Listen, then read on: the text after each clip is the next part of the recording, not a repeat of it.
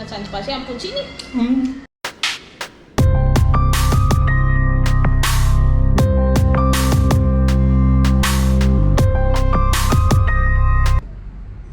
Good morning guys, welcome back to my channel. I'm my brain khale.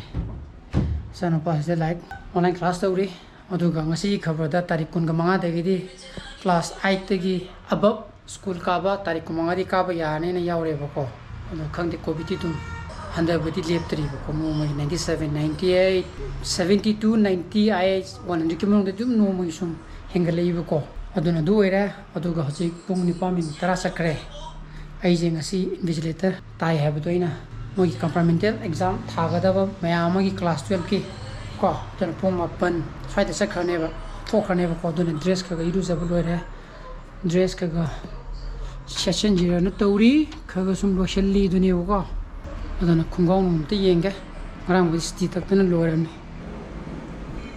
adana sak sa tho ge ko di hawa mix up ko de yuru ma ga sak ti si katang sa sa da ne ba aina si bu ti yam dre je ma ge ti khabai ma katang ni Sahi ga rom design de.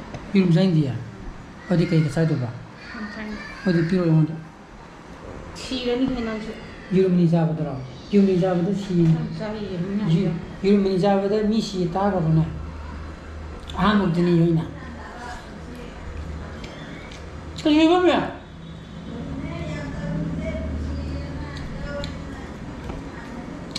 Duai nang chance pa siya ang punsi ni. 오늘 꿈이네요. 그 많은 건강에 유명 작업 끝이 고조 인장에서는 짜도하게 봉엄마북 이분이네 보고 어디 하나 타박 잡아서 이 무다지 잡기 자리 자리 자리다.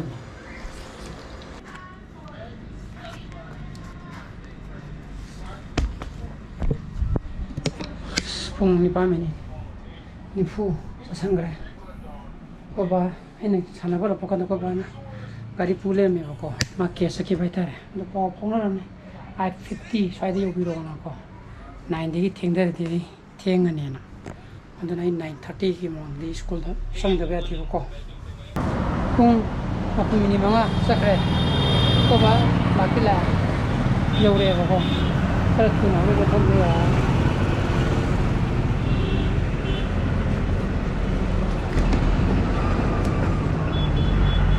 Bakın minor olsa, sendiri iyi, tam ya uriye.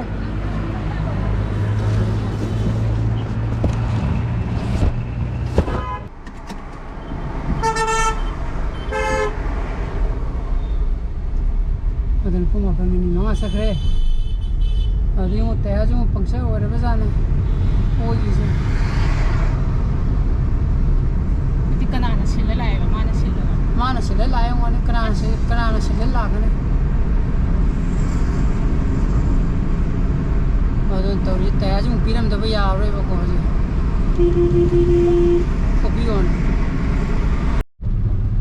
nu ju chure pung apa minit kun manga sale adun sidoina thada birma ge thujil larwe ge bye bye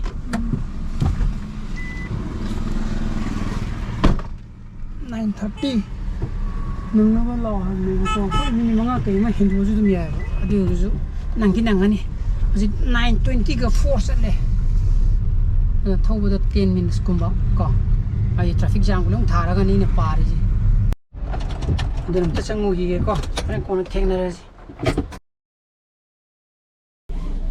exam loi kre pung ma ni tara sale am nu mai ra thari me am to pass ta ji pa ni anga gai da adun sap ta bani han bata bani han gi bada tayar la khol ki ge Saya pangcor betul itu follow na piram bani aku.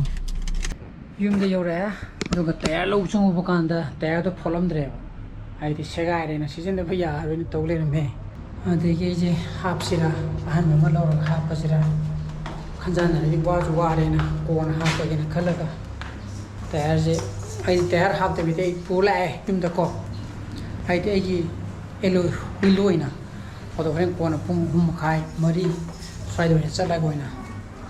Han ba mawina hapo lagi madan toro ka halaya adana tanja oh pata madu ka tangana ma ba ꯇꯨꯗꯤ ꯌꯥꯔꯦ ꯀꯩꯅꯣ ꯑꯩ ꯆꯥꯛ ꯀꯌꯥ ꯆꯥꯗꯕꯅꯤꯅ ꯑꯗꯨꯅ ꯇꯟ ꯆꯥꯔꯒ ꯉꯥꯏꯍꯥꯛ ꯄꯣꯊꯥꯔꯒ ꯑꯩꯈꯣꯏ ꯕꯥꯒꯁꯨ ꯍꯥꯏꯅꯔꯦ ꯄꯨꯡ 3:30 4 ꯁ꯭ꯋꯥꯏꯗ ꯑꯣꯏꯅ ꯍꯥꯏꯒꯠꯂꯒ ꯑꯣꯏꯅ ꯑꯍꯟꯕ ꯑꯣꯏꯅ ꯍꯥꯞꯄꯒꯦ ꯇꯟ ꯆꯥꯕ ꯂꯣꯏꯔꯦ ꯑꯩꯅ ꯀꯌꯥ ꯌꯣꯛꯈ꯭ꯔꯦꯕ 10 ꯀꯗꯥꯏꯗꯒꯤ ꯍꯧꯕꯅ 3 ꯈꯛ ꯍꯧꯔꯒ ꯑꯗꯣ ꯉꯥꯏꯍꯥꯛ ꯄꯣꯊꯥꯒꯦꯒ ꯇꯧꯕꯗꯣ ꯄꯨꯡ 4 ꯇꯥꯔꯛꯇꯣꯔꯦ ꯍꯧꯖꯤꯛ 3 ꯃꯤꯅꯤꯠ 10 ꯆꯠꯈ꯭ꯔꯦ 에디팅 ꯇꯧꯕꯗ ꯑꯃꯨꯛ ꯄꯨꯡ 4 ꯇꯥꯔꯛꯑꯅꯤ ꯑꯗꯨꯒ ꯑꯃꯨꯛ ꯆꯠꯄ ꯑꯃꯨꯛ ꯌꯥꯔꯛꯑꯅꯤ ꯅꯪ ꯂꯥꯛꯀꯦ ꯍꯥꯏꯔꯣ ꯍꯥ ꯀꯨꯝꯗꯣꯔꯥ ꯅꯣꯏꯅ ꯄꯥꯛꯁꯤ ꯇꯨꯝꯍꯧꯗ꯭ꯔꯦ ꯀꯃꯥꯏꯅ ꯇꯧꯅꯤ ꯍꯥ ꯍꯣꯔꯦꯟ ꯅꯨꯡꯗꯥꯡ ꯂꯩꯁꯤꯗꯤ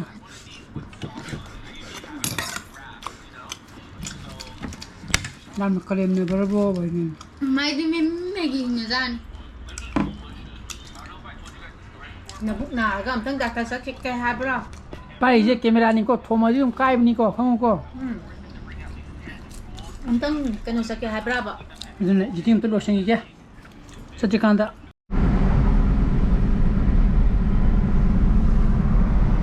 ꯑꯗ ꯍꯧꯖꯤꯛ ꯄꯨꯡ 4 ꯈꯔ ꯍꯦꯟꯈ꯭ꯔꯦ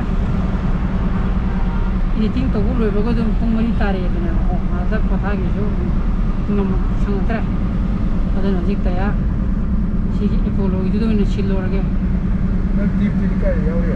ꯇꯤꯞꯇꯤ ꯃꯅꯤꯡꯗ ꯌꯥꯎꯋꯦ ꯃꯗꯨꯗꯤ ꯁꯦꯒꯥꯏꯔꯦꯕꯀꯣ ꯃꯗꯨꯁꯨ ꯁꯤꯖꯤꯟꯅꯕꯗꯤ ꯌꯥꯔꯣꯏ ꯇꯤꯞꯇꯨꯗꯤ ꯍꯥꯏꯗꯤ ꯇ꯭ꯌꯨꯕꯂꯦꯁꯅꯤꯅ ꯇ꯭ꯌꯨꯕ ꯄꯥꯜꯂꯒꯨꯝꯁꯦꯕ ꯈꯪꯉꯕ ꯑꯗꯨꯅ ꯇꯌꯥ ꯑꯃꯈꯛꯅꯦꯕ ꯁꯤꯟꯗꯣꯏꯁꯦ ꯑꯩꯒꯤ ꯂꯦꯞꯀꯤ ꯁꯣꯝꯒꯤꯗꯣ ꯉꯁꯥꯏ ꯄꯣꯈꯥꯏꯔꯛꯄꯗꯣ ꯑꯗꯨꯒ ꯏꯕꯥꯅꯤ ꯍꯤꯗꯥꯛꯒꯨꯝꯕ ꯂꯩꯕ ꯆꯠꯀꯗꯕ ꯅꯠꯇ꯭ꯔꯗꯤ ꯑꯗꯨꯒ ꯉꯔꯥꯡ ꯑꯩꯈꯣꯏ ꯕꯥꯅ ꯌꯦꯡꯉꯨꯕ ꯁꯟꯗꯣ ꯍꯧꯖꯤꯛꯇꯤ ꯑꯩꯈꯣꯏ ꯕꯥ 이바니 ꯋꯥꯔꯤ ꯁꯥꯟꯅꯔꯝꯃꯤꯅꯦꯕ ꯍꯥꯏꯗꯤ ꯁꯟꯗꯣ ꯍꯧꯒꯠꯂꯦꯅ ꯍꯧꯒꯠꯂꯦ ꯃꯤꯟꯁ ꯍꯥꯏꯗꯤ ꯐꯔꯦ ꯍꯥꯏꯕꯅꯦꯕ ꯅꯠꯇ꯭ꯔꯥ ꯍꯧꯒꯠꯇꯅ ꯀꯨꯟꯊꯔꯒ 시리네 좀 선. 오케이 ꯑꯗꯣ 선 시리. 다운이 카우 신드롬 하이지. 오케이 어디를 군대 먹을 거 없다. 허것는데 좀 시리. 이 잠이 맞다 잠이 안 걸리면 뭐 전북가나 당글로도. 맞네 어도 허걸어 빠지 지 펄 인프로멘 라오네요 허급차래. 오케이 어디기 다나 차래. 당근은 ям 하라나. 오케이 허걸래. ям 버래 버고. ям 버러버네.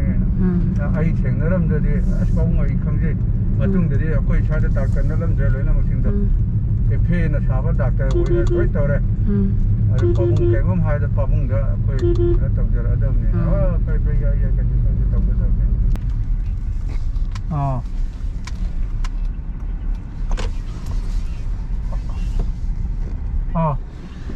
Tayar amta silukige ai ꯑꯩꯁꯨ ꯉꯁꯥꯏ ꯈꯔ ꯊꯕꯛꯁꯨ ꯍꯣꯕꯦꯕꯦ ꯂꯥꯛꯄꯒ ꯐꯣꯟ ꯂꯥꯛꯒꯦꯅ ꯈꯜꯂꯕ ꯀꯌꯥ ꯂꯩꯒꯦ ꯑꯩꯒꯤꯁꯦꯈꯔ ꯌꯦꯡꯉꯣꯅꯦ ꯃꯃꯜ ꯀꯥꯞꯈ꯭ꯔꯦ ꯑꯗꯣꯈꯔ ꯌꯦꯡꯉꯣ ꯀꯩꯔꯣ ꯑꯩꯒꯤ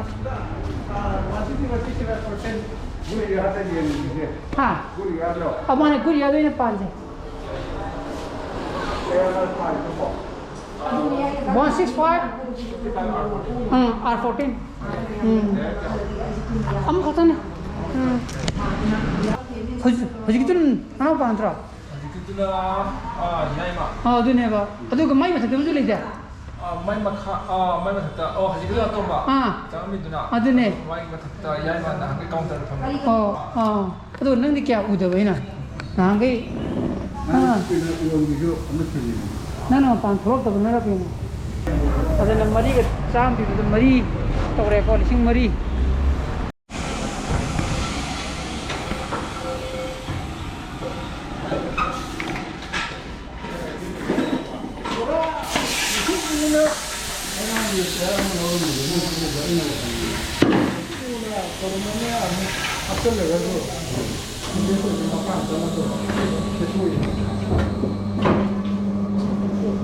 마네 시 애기들 어디 세게 한 거지나 마망도 반지 그만 두지요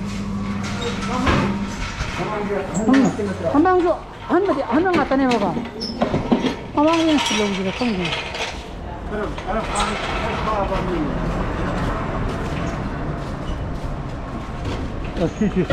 시시로 no 하도지 아이네 시기 마망이 예체 진 시대 빨라져 봐 아주 시기 한 뭐지나 이제 빨라져봐. 시조 한 번에 봐. 시조 한 번 갖다 내보고. 개분에 또 때문에 시디 시네 그 짜들어 송기지나. 이거 그 잡은 말이고. 좀 많은 게. 그러면 그것이 상하이 한 배지 잘라봐. 잘라봐. 그대로 봐. 어디 마만데 밤마 담다. 아니 오이롬데 지금 비장 식당 와요. 오케이.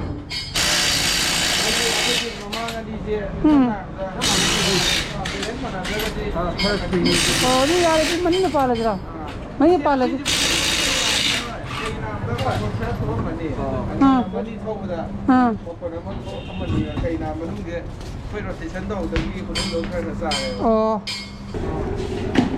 하나 무시찍 또 비오라 봐. 일단 ngay có ai lên balancing tàu cái gì vậy? balancing means Interlock thôi này. không gì đi. Asije apai taya ahan ba silam matung da di moi to mai weight chi loina change la khani ba hadi samna ba moi apai gi stroke ka taya ga se moi chak ma tam da equally moi weight distribute oi de ba aduna asi gi jaga sida weight je wa le habi gi ne na sida Nguyên happy je. adudo asije apai taya silam matung da moi je machine tha ka laga si ha nei weight nge loi no ko ka ni ba aduga machine tha ka la matung da nong nong nga ga weight awan pa je si jaga da wa ni pirak ka doi ne ba si je ka mai tau ge ba si je ya ta ga di koi na speed je 70 ji thok ma tam da flying da vibration la ka ni ba aduga marak da koi taya se apai gi khap sa gi ba ai guti je sai dam tum Okay. ada pom ya da ta ba 이건 저기. तो balancing तो हो जाए रा बना है जे 한 번 소리가 나지 파이. तो वही भैया तो 시크다 한 번씩 예. 한 번씩 분위기 나오라도 되나. 떨어지 거기 중간에 빗도로가 좀 더더라. 세시에 좀 하는 위에 좀 보가 시만은 좀 지는 타가 기도이네. 밸런싱도 타가 예 तो हो रहा जी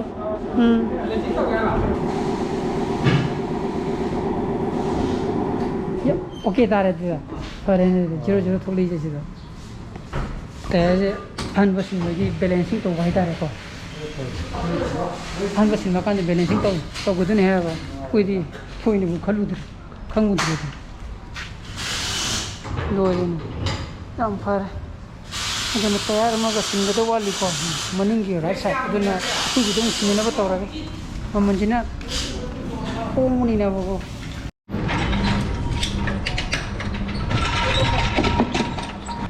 यूम दे योरे का यूम दे योर कांदा ये ना मुक्ता तो रे को ये कोयलर साथ रहे तो ना कोयलर मखा दा थोंग दा बा अदुना बर्नर हम तो लोग था गया कोयलर बंजारा जरा दिखांग कोयलर बंजारा जरा बनारा जा